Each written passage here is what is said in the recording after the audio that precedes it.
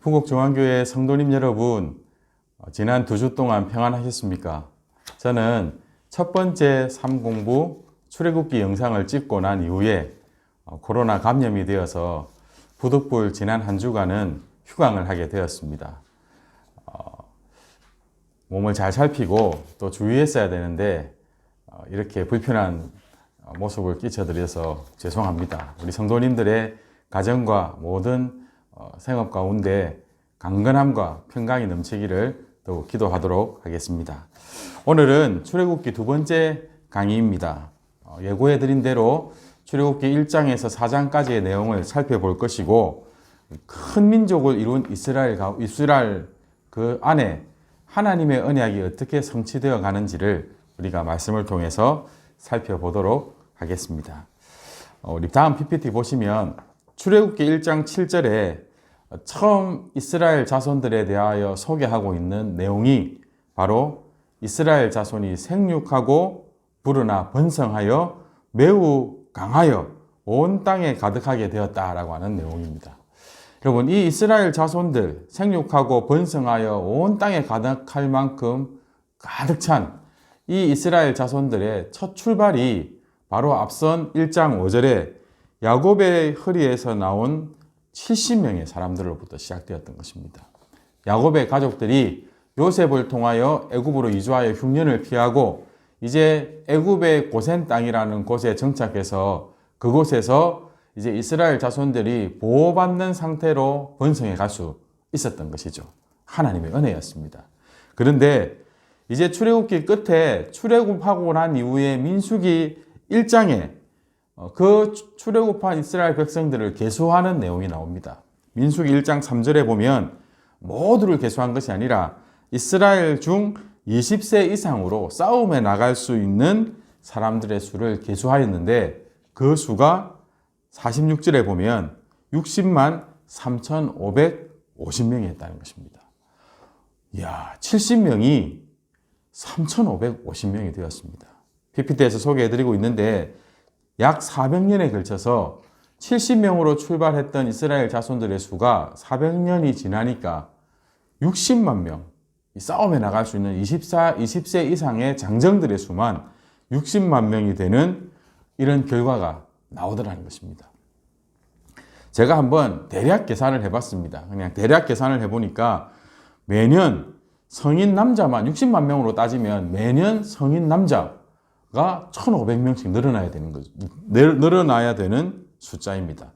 남녀노소를 다 포함하면 약 200만 명에서 300만 명으로 예상을 하는데 200만 명으로 예상했을 경우에 매년 약 5,000명씩 늘어나야지 가능한 숫자라는 것입니다. 그럼 이것은 하나님의 특별한 은혜가 아니면 불가능한 일입니다. 여러분, 출애굽기 1장 9절과 10절을 보면 이제 요셉을 알지 못하는 새 왕이 애굽의 왕이 되었을 때에 이 이스라엘 자손들의 번성에 대해서 두려움을 느끼게 됩니다. 그래서 이 백성 이스라엘 자손이 우리보다 많고 강하다, 두려움을 느끼고 있는 거죠. 이제 우리가 그들에 대하여 지혜롭게 대해야 되겠다라고 하는 결정을 내리게 되는 것입니다. 여러분, 이스라엘 자손들의 번성에 대하여 우리가 짐작하는 바가 있죠. 이 이스라엘 자손들이 번성하고 있다는 것 때문에 우리가 기억해야 되는 말씀이 있습니다.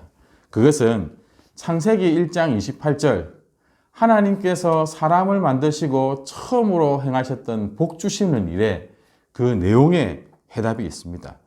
하나님이 그들에게 복을 주시며 하나님이 그들에게 이르시되 생육하고 번성하여 땅에 충만하라, 땅을 정복하라, 모든 생물을 다스리라. 그럼 이것이 하나님께서 사람에게 주신 복의 내용입니다. 그리고 우리는 이 하나님의 복의 선언을 따라 생육하고 번성하고 충만할 자였습니다. 그러나 아담과 하와가 사단의 꾀임에 빠져서 하나님의 명령에 불순종하게 되죠. 그 하나님의 약속을 내팽개치게 됩니다. 복을 빼앗기게 됩니다. 그러나 창세기 12장에 하나님은 아브라함을 찾아가십니다. 그 아브라함에게 어떤 약속을 하십니까? 내가 너로 큰 민족을 이루고 홀로 있는 자식이 없는 아브라함에게 찾아가셔서 하나님은 아브라함을 복주시며 그를 하나님의 믿음의 조상으로 딱 삼으시고는 내가 너로 큰 민족을 이루게 해주시겠다라고 말씀하십니다. 창세기 15장과 또 17장을 지나서 17장 6절을 보면 내가 너로 심히 번성하게 하리니 내가 내게서 민족들이 나게 하며 왕들이 내게로부터 나오리라. 여러분, 우리는 하나님의 복을 빼앗기고 하나님의 언약을 내팽개쳐 버렸지만 그러나 하나님은 다시 우리를 쫓아오셔서 언약을 맺어주시고 그 복을 그대로 우리에게 부여해 주셔서 성취해가고 계신 것입니다. 이스라엘 백성들의 번성은 하나님의 언약의 성취입니다. 하나님이 약속하신 그 복을 다시 택하신 백성들로부터 서서히 성취를 통하여 회복시켜 나가고 싶어 하시는 것입니다. 하나님의 뜻에는 반드시 그 일을 방해하고 무너뜨리려고 하는 악한 세력이 있습니다. 출애굽기에 등장하는 강력한 악한 세력은 바로 애굽의 왕 바로였습니다. 이 바로는 하나님의 언약의 성취로 인하여 번성해가는 이스라엘 자손들의 그 번성을 막아보려고 몸부림을 칩니다. 출애굽기 1장 16절을 보면 히브리 산파들을 통하여 그 아이들이 태어나는 것을 잘 살폈다가 아들이면 죽여라. 그리고 딸이면 살려두라. 더 이상 이스라엘 백성들이 번성하고 힘을 가진 강력한 민족이 되지 못하도록 그들은 지혜롭게 행하겠다고 하는 이런 악한 계획을 세우게 되는 것입니다. 히브리 산파들이 말을 잘 듣지 않고 그래도 계속해서 이스라엘 자손들이 번성해 가니까 1장 22절에 보면 특단의 조치를 내리는데요. 모든 백성에게 이제 명령합니다. 어기면 죽는 거죠. 아들이 태어나거든 너희는 그를 나일강에 던져라. 딸이거든 살려두어도 된다. 그래서 갓 태어난 아이들을 나일강에 던져 죽이는 일들을 자행했다는 것입니다. 여러분, 그러나 이 하나님의 언약이 성취되는 것을 방해하는 자들이 있는 반면 하나님의 편에 서서 이 성취되는 일을 돕는 믿음의 사람들이 있었습니다. 출애굽기 1장 17절을 보면 그러나 산파들이 하나님을 두려워하여 애굽 왕의 명령을 어기고 남자 아기들을 살린지라. 여러분, 이게 그냥 안 할래 하고 선택할 수 있는 부분이 아닙니다. 애굽 왕의 엄중한 명령이었고 애굽 왕은 순종하지 않는 명령에 복종하지 않는 자들을 죽일 수 있는 권한을 가진 자였습니다. 이들은 생명을 걸고 여호와를 경외함으로 왕의 명령을 어긴 것입니다. 21절에 보면 그 산파들은 하나님을 경외하였으므로 하나님이 그들의 집안을 흥왕하게 하셨다라고 되어 있습니다. 앞서는 하나님께서 그 히브리 산파들에게 은혜를 베풀어서 그 왕의 명령을 어길 수 있는 두려워하지 않는 마음을 주신 것을 기록해 놓고 있습니다. 하나님께서 은혜를 주시고 흥왕케 하셔서 하나님의 일에 순종하는 자들을 세우셨고 또 그 일에 하나님을 경외함으로 순종한 자들을 흥왕케 하셔서 이후에 이스라엘 자손들을 돕는 일들이 계속 이어지게 되는 것입니다. 이런 상황 속에서 한 인물이 태어났으니 그가 바로 이스라엘의 지도자인 모세입니다. 2장 1절과 2절을 보면 레위 가족 중 한 레위 남자가 레위 여자에게 장가를 듭니다. 그 여자가 임신하여 아들을 낳았는데 설명이요 참 독특합니다. 그가 잘생긴 것을 보고 석 달 동안 그를 숨겼으나. 이 레위 남자와 여자가 결혼을 해서 아이를 낳았는데 아들이었습니다. 얼마나 두려웠겠습니까? 그런데요, 성경에 보면 잘생겨서 생명을 걸고 이 아이를 살리겠다는 결정을 했다는 것입니다. 잘생겨서. 자기 자녀 중에 잘생기지 않은 사람이 누가 있겠느냐마는 또 그렇다고 해서 인물이 좋다고 잘생겼다고 해가지고 생명을 건다는 것 또한 쉬운 결정은 아니잖아요. 우리가 여기서 한 가지 중요한 교훈을 얻을 수 있습니다. 여러분, 잘생겼다라고 하는 이 단어가요, 히브리 단어로 토브라고 하는 단어입니다.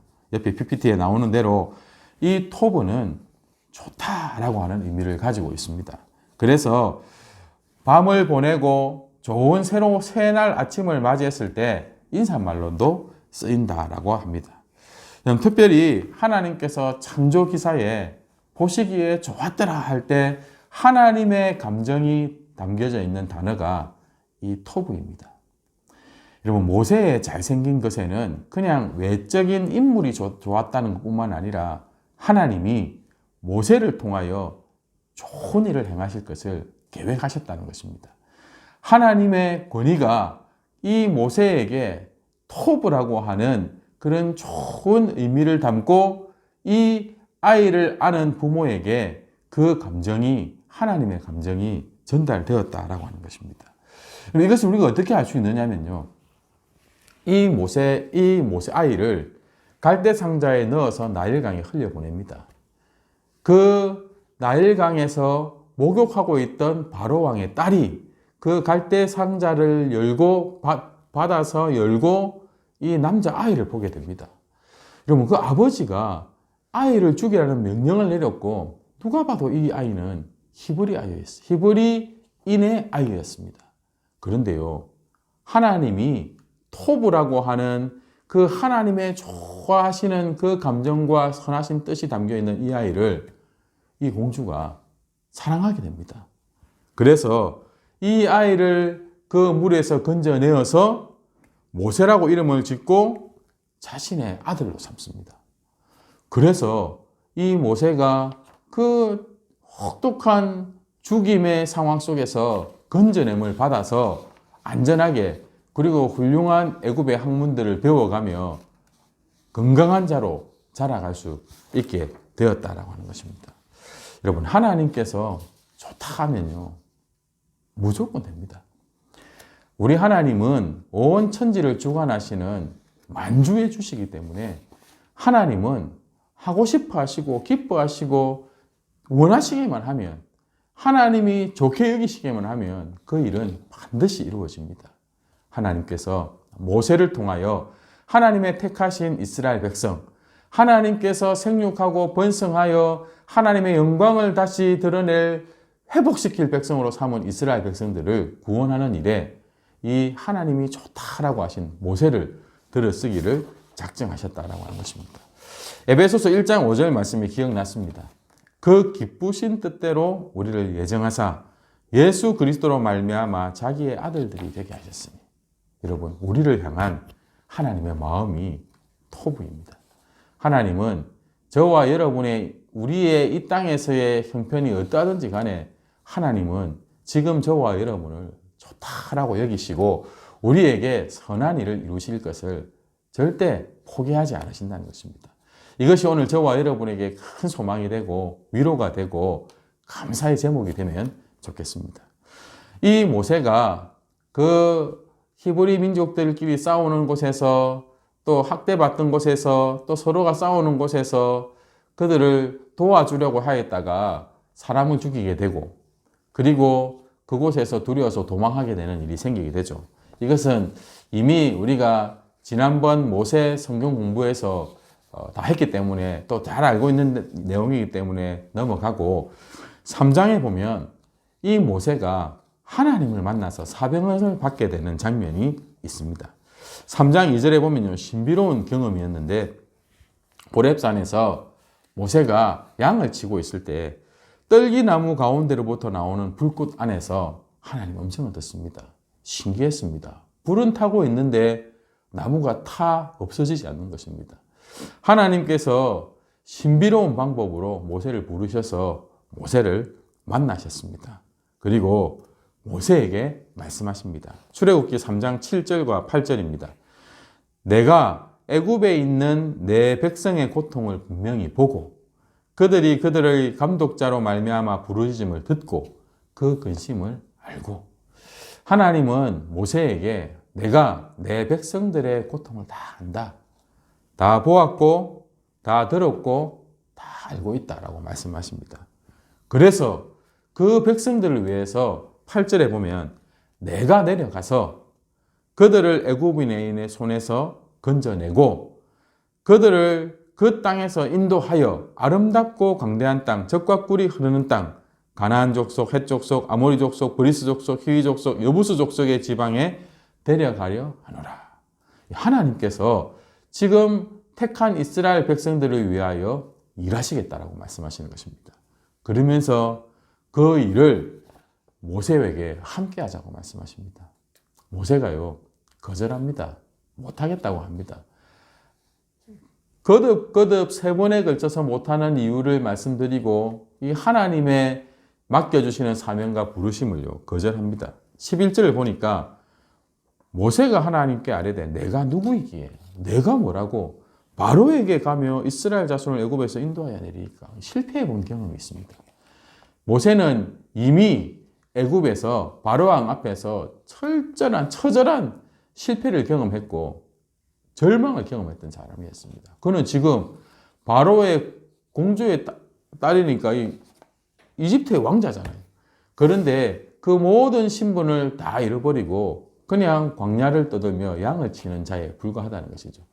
그는 실패했다는 그 자괴감에 사로잡혀 있습니다. 거듭 하나님께서 요청하셨지만 모세는 거듭 거절합니다. 그러나 하나님은 그에게 기적도 보여주시고 형인 아론도 붙여주시면서 이렇게 말씀하십니다. 출애굽기 3장 12절입니다. 하나님이 이르시되 내가 반드시 너와 함께 있으리라. 그렇잖아요. 하나님께서는 이 일을 함께 하자 하는데 모세는 내가 누구간데 이렇게 대답을 하거든요. 그러나 하나님은 내가 너와 함께 하겠다. 내가 내려가서 내가 이 일을 주도하겠다. 너는 내가 이 일을 행하는 통로가 되면 된다라고 이 모세를 부르시면서 내가 반드시 너와 함께 있으리라 말씀하십니다.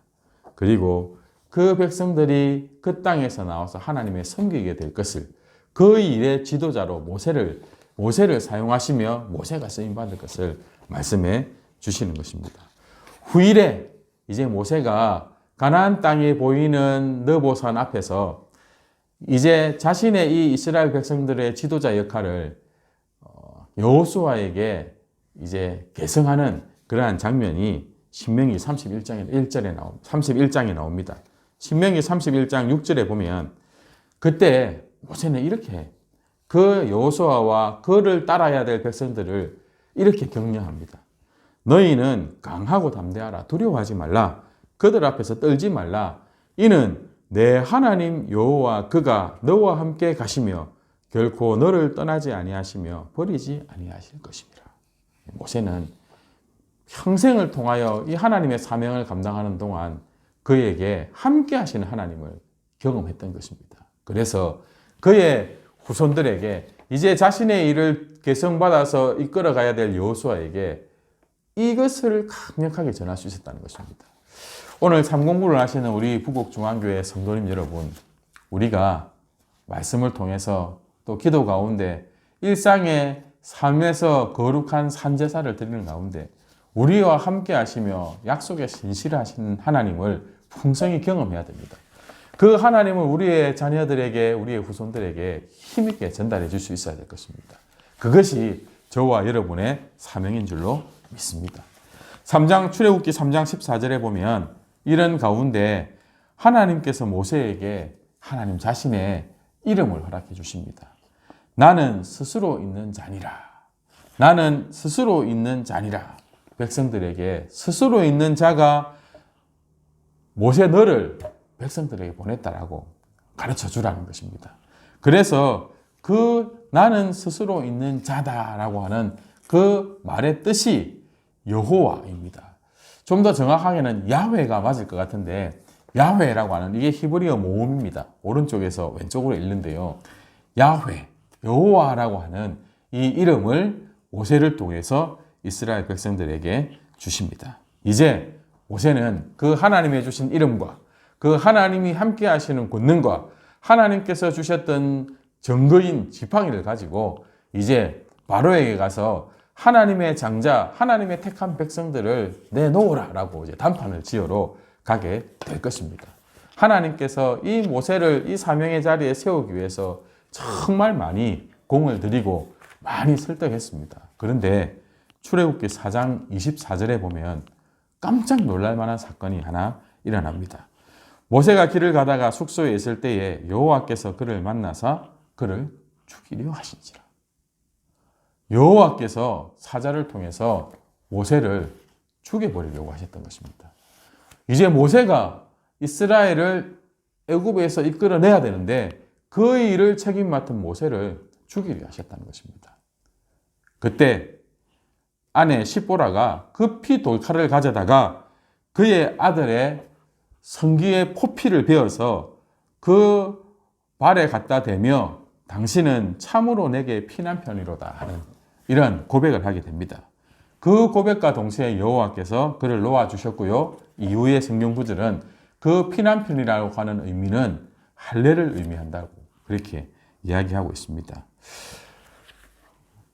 모세가 그의 두 아들 중에 첫째는 할례를 아마 받았을 것입니다. 그런데 둘째 아들에게 할례를 행하지 않았습니다. 할례는 아브라함에게 하나님께서 명하신 하나님의 택한 백성의 증표거든요.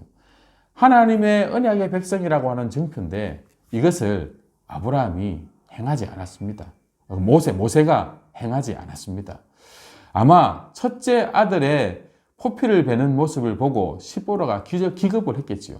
안 된다. 둘째 아들에게는 그런 피를 철철 흘리게 만드는 그런 위험한 짓 못한다. 아마 시보라가 이 모세가 율례대로 하나님께서 약속시키신 대로 그 할례를 행하는 일을 주저하지 않았을까라는 생각을 하게 됩니다. 시보라가 극렬히 막아서 하지 못했지 않았을까라는 생각을 합니다.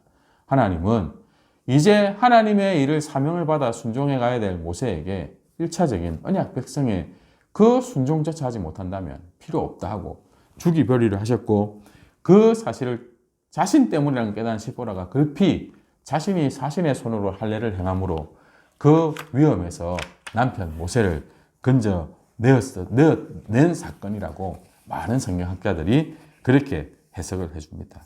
여기서 오늘의 결론과 같은 한 가지를 우리는 기억해야 됩니다. 언약에 신실하신 하나님께서 그 언약을 이루기 위해서 정말 못하겠다라고 하는 모세를 설득하고 하나님의 권능을 드러내 보여주셔서 그 모세를 세우셨지만 그러나 하나님께서는 모세가 아니면 안 되는 분이 아니시라는 것입니다. 우리 신앙의 원리 중에 한 가지, 제가 배운 원리 중에 한 가지가 있는데요. 하나님 나라에는 공석이 없다라고 하는 것입니다. 하나님 나라에는 공석이 없다. 이게 무슨 말일까요? 무슨 의미인가 하면 그 다음 PPT 보시면 내가 아니면 안 되는 일은 하나님 나라에 없다는 것입니다. 저와 여러분이 어느 정도 실력을 갖추고 또 우리의 섬김의 모습이 힘을 얻어서 좀 많은 영향력을 가지고 있다 하더라도 하나님 나라에 내가 없으면 안 되는 그런 일은 없습니다. 하나님 나라는 항상 일꾼이 준비되어 있습니다.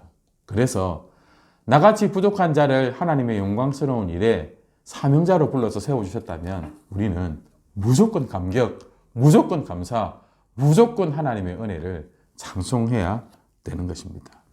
다시 한번 꼭 기억하십시오. 모세, 위대한 지도자조차도 하나님께서 명하신 기본적인 명령에 순종하지 않고 내가 아니면 안 돼라고 하는 마음을 가지는 그 위치에 두지 않았다는 것입니다. 모세를 죽이려 하셨다니까요. 하나님 나라에는 내가 아니면 안 되는 일은 결코 없습니다. 하나님께서 맡겨주실 때 무조건 그 은혜에 감사하고 감격하여 충성하는 것이 저와 여러분의 모습입니다. 오늘 전체 내용을 세 가지 문장으로 정리하겠습니다. 첫 번째는 하나님은 약속에 신실하신 분이시라는 것입니다. 하나님의 약속은 우리에게 소망이 있는 것이 그 약속을 이룰 능력이 우리에게 없어도 신실하신 하나님께서는 끝까지 포기하지 않는 사랑으로 이 약속을 이루어 가신다라고 하는 것입니다. 두 번째, 하나님께서 이루시려고 하는 일은 막을 자가 없다는 것입니다. 하나님께서 이스라엘 백성들을 번성하게 하셔서 그 이스라엘을 통하여 좋은 인류를 구원하고 온 세계 가운데 유일하신 하나님 한 분을 드러내려고 하실 때에 그것은 그 당시에 최고의 강대국, 최고의 권위자였던 바로조차도 막을 수 없었다는 것입니다. 하나님의 권위에 도전하고 하나님이 하시는 일을 막는 자는요, 가장 불쌍한 자입니다. 가장 비참한 결말을 맞게 되는 것입니다. 마지막 세 번째로 하나님께서 나에게 맡기신 사명은 뭐라고요? 무조건 은혜, 무조건 감사, 무조건 감격. 그래서 저와 여러분은 이 하나님의 기쁘신 사명을 영광스럽게 여기고 충성됨으로 섬겨 나가야 될 것입니다. 오늘 2강 강의는 여기서 마무리 짓도록 하겠습니다. 다음 강의 안내를 잠깐 드리고 마치겠습니다. 출애굽기 3강은 하나님께서 애굽에 내리신 심판을 다루겠습니다. 두 번에 걸쳐서 다루게 될 건데요. 그 첫 번째 내용이고 성경의 범위는 출애굽기 5장에서 8장입니다. 미리 한번 살펴봐 주시고 또 여러 가지로 묵상하신 후에 상공부에 참여해 주시면 더 큰 도움을 얻으실 수 있으리라고 생각합니다. 성도님들의 기도 덕분에 잘 회복되어서 이제 이 강을 다시 강의할 수 있게 되어서 감사합니다. 우리 성도님들도 건강에 유익하시고 무엇보다도 우리의 영혼이 날마다 성령 충만해서 하나님의 기쁨으로 살아갈 수 있게 되기를 축복합니다. 수고 많으셨습니다. 감사합니다.